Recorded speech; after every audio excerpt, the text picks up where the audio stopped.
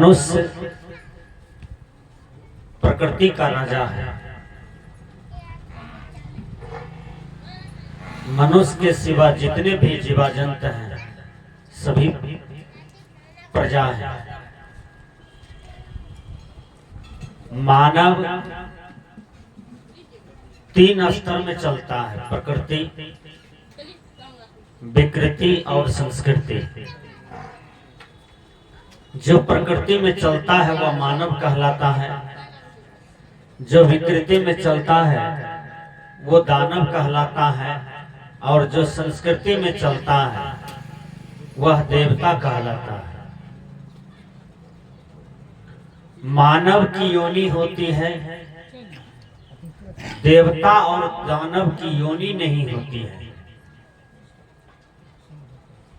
चमत्कारी लोग देवता को ऊपर में मानते हैं कि इंद्र जी का घर ऊपर में है, ब्रह्मा जी का, विष्णु जी का, शंकर जी का घर ऊपर में है, वो लोग ऊपर वाले हैं। उन्हीं की कृपा से दुनिया बना है, उन्हीं की कृपा से दुनिया चल रहा है। सदगुरु कबीर कहते हैं, अरे आसमान में हियाने वालों, खोजने वालों, तुम्हारा भूल है, कहीं कबीर खोजे आसमान, हृदय बसे तिहि राम न जाने। कहीं कोई दैविक शक्ति, भगवान की शक्ति ऊपर में नहीं है। सारे शक्तियों का भंडारण मनुष्य के अंदर में है, जिसको चेतन कहते हैं, जिसको आत्मशक्ति कहते हैं। Principle of philosophy mister Descartes का दर्शन आया है, I think therefore I am. मैं सोचता हूं, मैं थिंकिंग करता हूं, इसलिए मैं हूं। शरीर के अंदर बहुत आदमी को ये ज्ञान है कि मैं ब्राह्मण हूं, मैं क्षत्रिय हूं, मैं वैश्य हूं, मैं शूद्र हूं, मैं हिंदू हूं, मैं मुसलमान हूं, मैं मर्द हूं, मैं स्त्री हूं। ये जड़ता का ज्ञान है, क्योंकि आप जड़ नहीं हैं। आप जड़ सत्ता को परखने वाले, पहचान करने वाले, जड़ सत्ता को धारण करने वाले, जड़ सत्ता को समझने वाले आप चेतन हैं।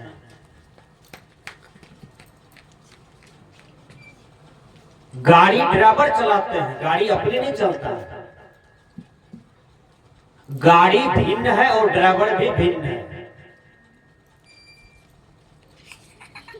गाड़ी को चलाने वाले ड्राइवर हैं, उसी प्रकार इस शरीर को चलाने वाले ये चेतन आत्मा है। यह आत्मा दुख कब पाता है?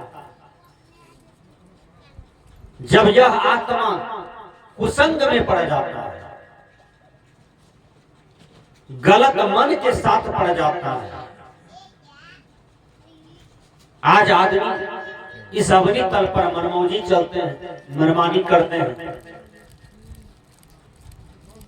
मनमानी करते ही इसलिए आदमी आदमी की हत्या कर देता है। बोलने का कुछ बोल रहा है, कुछ करने का कुछ कर देता है, कुछ। एक बार मेरा प्रवचन का कार्यक्रम कुनौली में था और विदाई होने लगी। एक बूढ़ा आकर के रोने लगे, कहा बाबा हम जिंदे हैं लेकिन हमारे एक बेटा दुनिया से चला गया। मैंने पूछा क्यों? उसने कहा दोनों भाई में जमीनी विवाद चल रहा था। बीरपुर कोर्ट से हाजिरी देकर के मेरे छोटा बेटा आ रहा था, उसी बीच में बड़ा बेटा कुछ आदमी को रुपया दे करके बैरेज से 1 किलोमीटर आगे आया। मेरा बेटा भूखा पेट था बेटा। 4 आदमी उठा के पटक करके पत्थर पर ले गया और पत्थर मारते मारते सिर को ठकनाचूर कर दिया। यही परिणाम है हमारे घर का कि आज मेरा घर विध्वंस है। विचार कीजिए, ये घटना को अंजाम कौन दिया है? कोई गधा समाज में नहीं दिया है। कोई पक्षी समाज में नहीं दिया है, कोई कीड़े कीर्मिट समाज में नहीं आता है, लेकिन मनुष्य समाज में आता है। जो मनुष्य विवेक से संपन्न है, विचार से संपन्न है, रहनी गहनी से संपन्न है, वह समाज की स्थितियां देखिए, भाई से भाई नफरत करते हैं। ये मनमोजी का परिणाम है। पिता पुत्र में नफरत फैला हुआ है, मनमोजी का परिणाम है। गुरु शिष्य में नफरत है, मनमोजी का परिणाम है। नेता नेता में मनमोजी चलता है, नफरत का परिणाम है। एक बच्चा रो रहा था, उसके दादाजी कहते हैं, बेटा क्यों रोते हो? कहा हाथी वाला जा रहा है, हाथी चाहिए। समाज में सबसे अमीर आदमी था, सबसे ज्यादा पैसा वाला था, हाथी खरीद दिया। अभी एक बच्चा रो रहा है, वो खेलने वाला बच्चा है, वो हाथी को देखा तो उसके बाबूजी उसको हाथी खरीद दिया। अब सोचिए कितना पैसा वाला होगा। हाथी के बाद एक घोड़ा वाला जा रहा था, घोड़ा वाला को देखा, बच्चा फिर रोने लगा। कहा बाबूजी घोड़ा चाहिए, घोड़ा खरीद दिया। फिर वही बच्चा, एक आदमी कलम बेच रहा था, बच्चा कलम वाले को देखा तो कलम के लिए रोने लगा। बाबूजी कलम भी खरीद दिए। बच्चा कलम लिया, कलम से खेलना शुरू कर दिया। खेलते खेलते अब बच्चा फिर जोर जोर से रोने लगे। फिर बाबूजी आए दरवाजे पर, कहा अब क्या हुआ तुमको? कलमों तो खरीद दिए हैं। कहा इसी कलम के खोपिया में हाथी को घुसा दीजिए, ये काम आपको करना होगा। कलम के खोपिया में हाथी घुसेगा? आदमी मनमोजी चलता है, मनमुखी चलता है। आदमी आदमी को समझ नहीं रहा है। आदमी के जीवन में गलत परिणाम देने वाला आदमी है, आदमी को भय देने वाला आदमी है, आदमी को डरा देने वाला आदमी है, आदमी को सता देने वाला आदमी है। एक बार गहमन साहब जा रहे थे, एक आदमी कहा तुम आजकल मिलते नहीं हो, कहा हमसे ज्यादा विष तुम्हारे अंदर में आ गया है, इसलिए तुम्हारे ही डर से हम बिल में डूब के रहते हैं, मिलेंगे कैसे? एक आदमी बेटी का शादी किया, चली गई ससुराल, 2 साल रहती है, पति से कुछ गड़बड़ सड़बड़ हो गया। वो क्रोध को बर्दाश्त नहीं कर पाई, सब्जी मारने वाला, दुबड़ी मारने वाला, जंगल मारने वाला दवाई लिया, 1 बोतल झाड़ करके भर पेट पी लिया। आदमी के अंदर में क्रोध रूपी जहरा है कि नहीं? दुनिया में सबसे बड़ा वीर वो आदमी हो जाता है जो 3 विकार को मार देता है। वो है काम विकार, वो है क्रोध विकार, वो है लोभ विकार।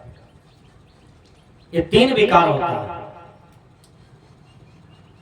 काम विकार पर डिग्री प्राप्त करने वाले 29 वर्ष की अवस्था में स्वामी शंकराचार्य पूरा विश्व को हिला करके दुनिया से चले गए, जिन्होंने काम पर विजय प्राप्त किया था। 39 वर्ष की अवस्था में पूरे समूचा विश्व में नाम रोशन कर दिया भारत का स्वामी विवेकानंद, जिन्होंने काम विकार पर विजय प्राप्त किया था। संत सम्राट बंदी छोड़ सदगुरु कबीर, जिन्होंने काम क्रोध लोभ तीनों पर विजय प्राप्त करने वाले समूचा विश्व में आज रिकॉर्ड बनाए हुए हैं। कहां नहीं, किस देश में कबीरपंथी नहीं मिलेगा। वो कबीर साहब का विचार यदि समूचा विश्व में कहीं होगा, वहां सदगुरु कबीर का नाम।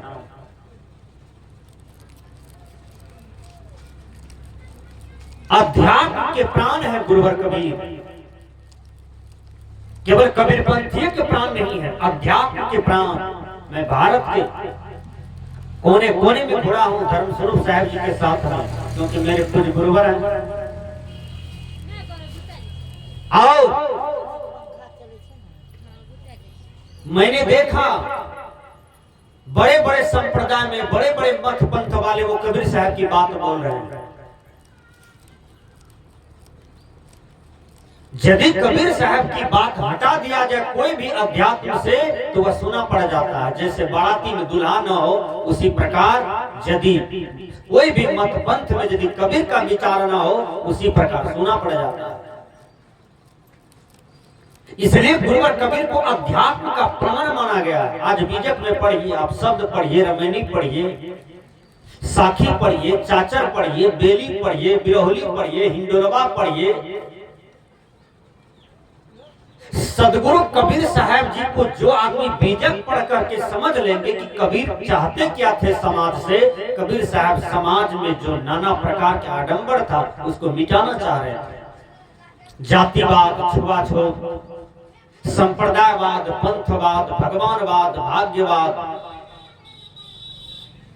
सदगुरु कबीर साहब जी पुरुषार्थवाद को लखाते हैं, मानवतावाद को लखाते हैं, समाज को सुधारना चाहते हैं। एक बार मैं चला गया कटिहार जिला, वहां मेरा 3 दिन का प्रवचन था। अनेकों संत महापुरुष थे। 1 घंटा मेरा प्रवचन हुआ। पूरा पंडाल थे हो गया। पूरा पंडाल कहा बाबा 3 दिन में जो नहीं हुआ था वो 1 घंटा में आज हो चुका है। बड़े बुद्धिजीवी प्रबुद्ध लोग, पढ़े लिखे विद्वान लोग थे, वो समझ गए। एक आदमी कह दिया हमको बाबा बगल में कबीर मठ, यदि आप जैसा साधु को महंत बना दो तो लगता है कि यहाँ 4 चांद हो सकता है। मठ सड़ा हुआ है, नेड़िया होता है, कितने आया गया, ठीक नहीं पाए। तब एक आदमी पीछे से कहता है कि एकरा पूछो कौन जात के छी, अपना का जात है तब न रख। उस सब के गला में कंठी था। केवल मंच पर कह दीजिए कि कबीर साहब जातिवाद नहीं करते थे, ऐसे निर्या की तरह डिकड़ देना, लेकिन आचरण में प्रैक्टिकल कर देना कोई विरले से हो सकता है। कंठी पहनने वाले भी आदमी जातिवाद करता है। साहेब बंदगी बोलने वाला भी आदमी जातिवाद करता है। अब जब तक जातिवाद रहेगा, जब तक साधु के वेश में कंठी पहन करके बिन कंठी वाले, गरबा पहनने वाले जातिवाद करते रहेंगे, तब तक समाज, राष्ट्र, विश्व की व्यवस्था ठीक नहीं हो सकती है। चाहे कितनों प्रवचन सुन लीजिए, कर दीजिए। समाज की व्यवस्था, राष्ट्र की व्यवस्था, विश्व की व्यवस्था ठीक करना चाहते हैं तो प्रत्येक आदमी को अंतःकरण साफ करना होगा। बाहर सफा भीतर सफा, तब साहेब काहल होए खफा। बड़ी सुंदर पद बोले हैं। और हर आदमी को ज्ञान में आने की जरूरत आज है। ज्ञान तो बहुत हो गया है, विद्या तो बहुत हो गया है, लेकिन आचरण में रूपांतरित नहीं है। इंग्लिश के विद्वान ने कहा good character is the main foundation of life. अर्थात पवित्र आचरण मानव जीवन का स्तंभ होता है। देह को सजाने से आदमी की प्रतिष्ठा नहीं बढ़ती है। ऊंचे कुल में, ऊंचे जात में जन्म लेने से प्रतिष्ठा नहीं होता है। आदमी के मन, वाणी, शरीर में यदि शुद्धि है, आचरण में शुद्धि है, तो उसकी प्रतिष्ठा ऑटोमेटिक बढ़ जाता है।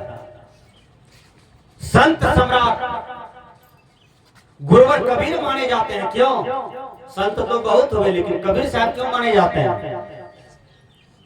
कबीर साहब इसलिए माने जाते हैं कि जो कबीर कहा दुनिया में आज तक कोई नहीं कहा है। इसलिए कबीर साहब का ज्ञान आज अध्ययन करने की जरूरत है। कबीर साहब का ज्ञान घर घर में पहुंचाने की जरूरत है। द्वार द्वार, व्यक्ति व्यक्ति में पहुंचाने की जरूरत है। यदि नहीं पहुंचाइएगा तो ये दुनिया से कोई भी आडंबर नहीं मिट सकता है। इस दुनिया से कोई भरम नहीं जा सकता है। विचार कीजिए, आज हमारा समाज इतना बड़ा भरम के रस्सी में बांधा हुआ है कि कहां नहीं जा सकता है। आदमी मर जाता है तो आदमी सबसे पहले तिल्लान करता है। तिल्लान क्या है? क्या आपने रिसर्च किया? सतलान करता है। सतलान क्या है? रिसर्च किए हैं? सतलान मीन्स क्या होता है? नो केस मीन्स क्या होता है? श्राद्ध बरखी ये सब जो करते हैं क्या होता है? सारे पंडितों का लगाया हुआ जाल है और इस जाल के रस्सी में आज तक आप है। पहले समझिए इस बात को। ये शरीर 4 तत्व से बना है, 5 तत्व से नहीं। मिट्टी से बना है, पानी से बना है, अग्नि से बना है। मिट्टी, पानी, अग्नि, हवा से बना है। आकाश कोई तत्व नहीं है। जो पकड़ में नहीं आता है वो तत्व नहीं होता है, जो पकड़ में आता है वो तत्व होता है। शरीर 4 तत्व से बना है। शरीर से आत्मा निकस जाए तो फिर यही 4 तत्व में विलीन हो जाता है। शरीर से आत्मा निकल गया तो कहां गया? बोलिए। एक भी आदमी चंद्रमा में लटका हुआ है कि सूरज में लटका हुआ है कि तारा में लटका हुआ है कि तारे से ऊपर में बैठा हुआ ब्रह्मा विष्णु महाराज के घर में बैठा हुआ है। न कोई ऊपर में ब्रह्मा विष्णु महेश है, वो भी शरीर को धारण किए थे, वो भी कर्म से महान है, वो भी मरे हैं, वो भी किसी का बेटा है, वो भी देहदारी ही था ब्रह्मा विष्णु महेश। जो हिंदू कहते हैं मेरा भगवान है, एक ने सृष्टि को बनाया है, एक ने पालन किया है, एक ने संहार करता है। आप इधर कहते हैं, उधर मुसलमान कहता है मेरा खुदा सब कुछ किया है। आपका भगवान कहां चला गया? उधर ईसाई वाले कहते हैं सब चीज मेरा ईसा जी करते हैं। आप लोग क्या करते हैं? वो अलगे फदर रहा है। जरथुस्ती अलगे फदरता है, पारसी वाले अलगे फदरता है, सिख वाला अलगे फदर रहा है, सनातनी वाला अलगे फदर रहा है। विचार कीजिए। इसलिए आज समझने की जरूरत है। यह बड़ा गूढ़ ज्ञान है। शरीर से आत्मा निकल गया तो गया कहां? भगवान कृष्ण गीता में समझाते हैं, हे अर्जुन वसांसि जिनानि यथा विहाय नवानि गृह्णाति नरो प्राणी तथा शरीरानि विहाय जिन्नान्यानि संयाति नवानि देहि। हे अर्जुन, जैसे मनुष्य पुराने वस्त्रों को त्याग करके नवीन वस्त्र को धारण कर लेता है, उसी प्रकार जब ये शरीर पुराना हो जाता है, रोग से जर्जर हो जाता है, तो यह आत्मा कष्ट समझ करके इसको त्याग देता है। उसको किसी से कोई मतलब नहीं है। आत्मा अनादि काल से स्वतंत्र है, केवल वासना वशीभूत देह को धारण करता है। इसी देह में जब कष्ट होने लगता है तो आत्मा तो स्वतंत्र था ही, कष्ट देखा तुरंत स्वतंत्र पूर्वक इस देह को त्याग कर देता है। और जब देह त्याग कर देता है तो जाता कहां है? मूल प्रश्न तो ये न है। कर्म के अनुसार योनि को धारण कर लेता है। 1 सेकंड भी ये बैठता नहीं है। कर्म के अनुसार योनि को धारण करता है। कौन योनि में गया? यदि जीवन भर बकरी खाता है तो बकरी योनि में चला गया। बकरी काटे हैं तो बकरी योनि में जाना पड़ेगा। बदला कौन देगा? जीवन भर मुर्गा खाए हैं तो मुर्गा जोनी में जाइए, बदला दीजिए। कर्म जैसा किए हैं उस जोनी में जाना पड़ेगा। यदि वैष्णव का जीवन जिए हैं तो मनुष्य तन में जाइए। अब कहीं साधु होकर के साधना परायण जीवन जिए हैं, साधना से समस्त इच्छा चाहना वासना को मिटा दिए हैं, तब आप मुक्त हो जाते हैं। न तो आपका जन्म है न तो मरण है। बोलिए पंडित जी, तो फिर तिल्लान सतलान सब जो करते हैं ये सब महा झूठा है कि नहीं? 1 सेकंड फुर्सत नहीं है, आत्मा तुरंत योनि में चला जाता है। तो फिर इधर सदगति जो चिल्ला रही है, क्या हो रहा है? कबीर साहब सबसे पूछते हैं, मैं नहीं पूछ रहा हूँ, कबीर साहब पूछ रहे हैं।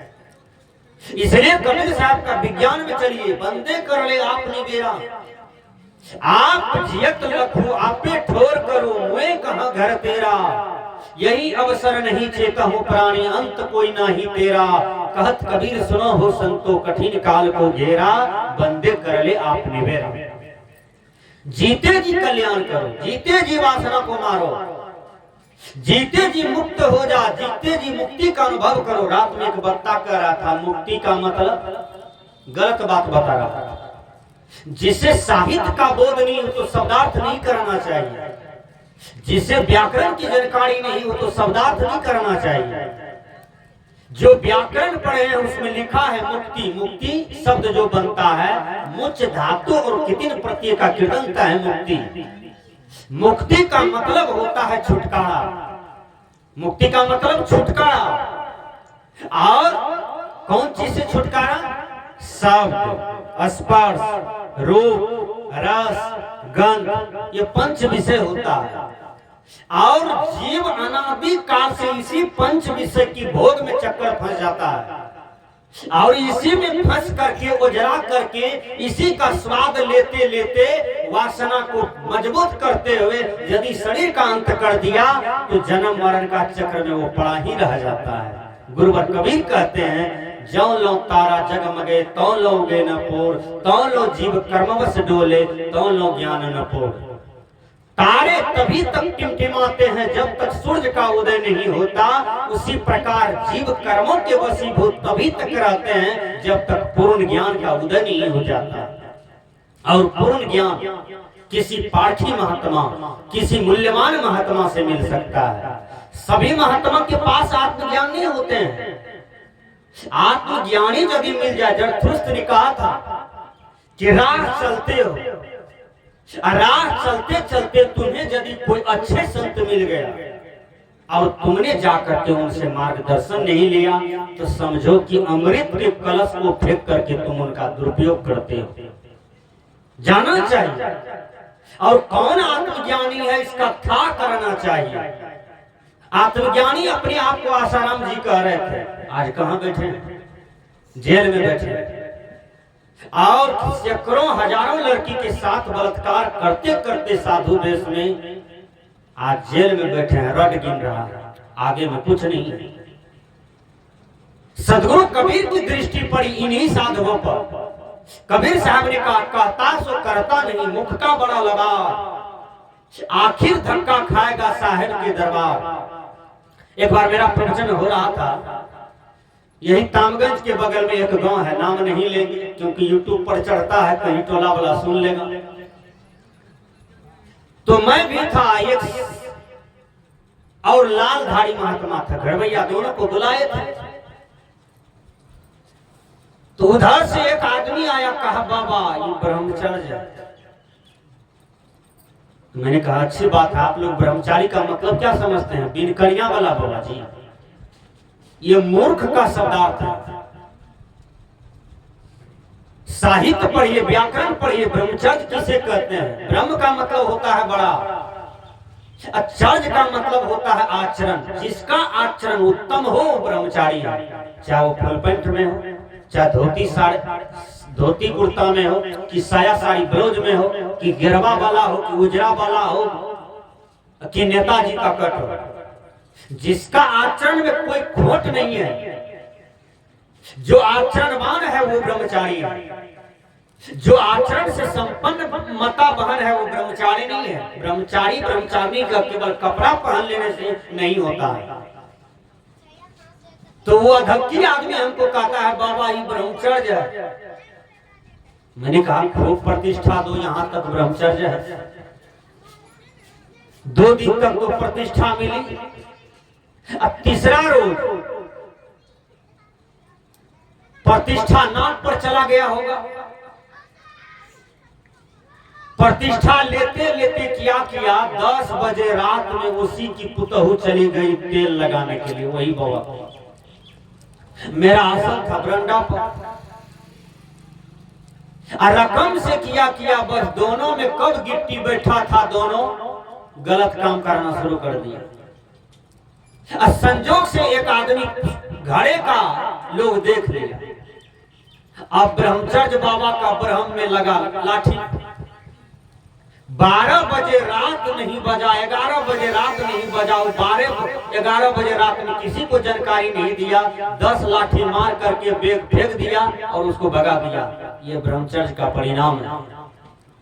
और ऐसा कांड करने वाला सैकड़ों। कबीर साहब जी सावधान करते हैं, ब्रह्मचर्य आप हैं। यदि एक पत्नी के साथ कोई रहता है, उसका मन इंद्रियां गड़बड़ नहीं है। एक ब्रह्मचारी राम भगवान, एक ब्रह्मचारी कृष्ण भगवान, एक ब्रह्मचारी एक नारी के साथ जो रहते हैं, यदि मन इंद्रियां स्थिर है तो कबीर साहब उसको भी अच्छे ब्रह्मचारी जानते हैं। रहनी रहे सो गुरु हमारा, हम रहने के साथ। विचार कीजिएगा, हमारे कहने का ये भाव नहीं है कि सभी गड़बड़ है। मैं ये नहीं कह रहा, मैं ये कह रहा हूं कि वो ब्रह्मचर्य का ब्रह्मचारिणी पर कहां चला गया जो 3 दिन से नाक तक प्रतिष्ठा लिया था। सदगुरु कबीर साहब जी ऐसे संत से पूछते हैं, ऐसे ब्रह्मचारी ऐसे साधु से पूछते हैं, मन न रंगाए रंगाए जोगी कपड़ा, दाढ़ी बढ़ाए के जोगी मन को बनाए बकरा।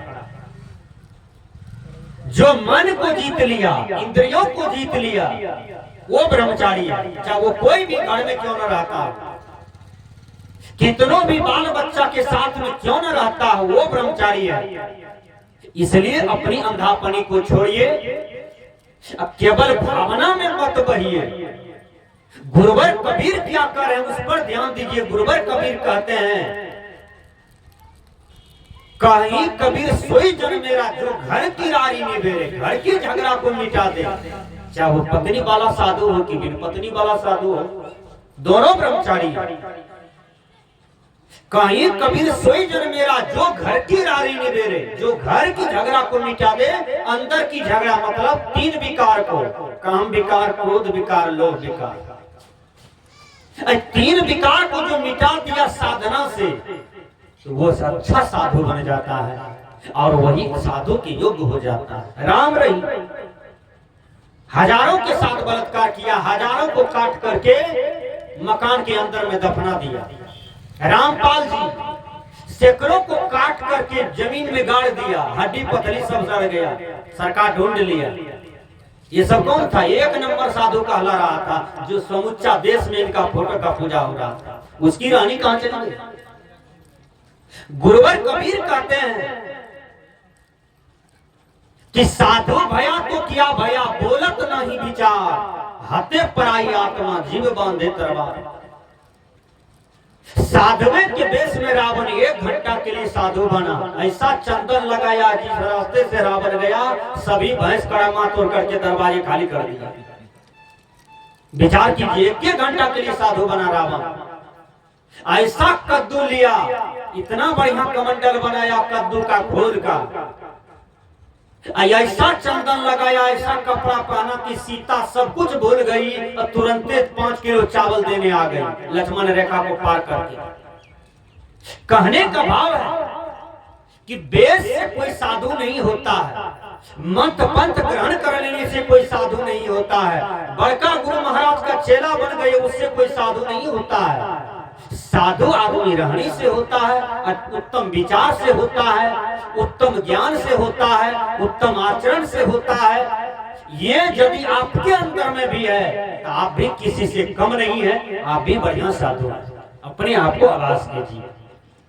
मैंने कहा मनुष्य विवेक में जीता है, मनुष्य प्रकृति का राजा है। मेरा ये कहने का भाव है, मनुष्य दुनिया का राजा है।